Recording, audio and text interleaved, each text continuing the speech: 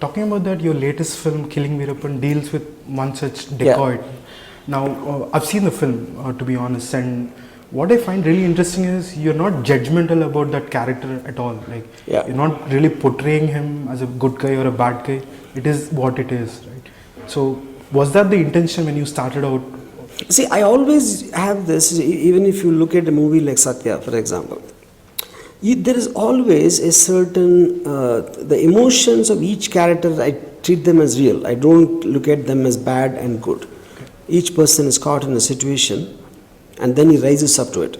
See, for example, I find Shivraj Kumar much more dangerous than Veerappan. The reason being, any criminal comes from an emotional state, whereas a cop by definition, by his duty, has to be cold-blooded because he is dealing with a problem. Okay, so he cannot have an emotion which is defined as what a criminal will have. So almost by the end of it, you probably feel more empathy for Veerappan because always the audience or anybody will react to an underdog much more than, so even if it's a man-eating tiger, or if a dangerous-looking tiger, if it's in a cage and you know that it's going to be shot after 1 hour, you actually start feeling very sorry for it.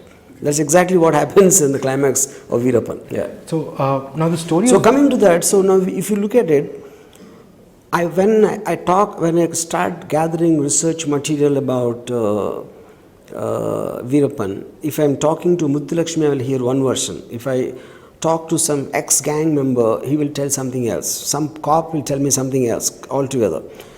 Likewise, every human being, no matter how many people he has, you will all hear different versions of him, directly depending on their experiences. So you have to get to the core of it and finally find the person. Okay. So if somebody asks me, is Veerappan really like this? I don't know. But what I gathered from my sources and what I could understand in a certain consistency is this. Okay. Right. See, one guy told me that he's actually the most courageous guy, fearless. And one guy said he's a big darpuk. Okay. Now this is the extreme opposite view of the same man, and both of them worked with Veerappan. Right. It is not like one guy is saying hearsay. Right. They both had a considerable interaction and worked with him, but this guy chose to look at him like that. Okay. So that is also a comment on their own individual IQ's level. They're also their own experiences. Yeah. We worked on the script, and the first day we shot, in the night, me and Shimita were having a drink in a restaurant in Bombay, and I got a message that Veerappan has been killed just now. Oh. Yeah. So on the day of the shoot of Let's Catch Veerappan, Veerappan was killed. October 18th,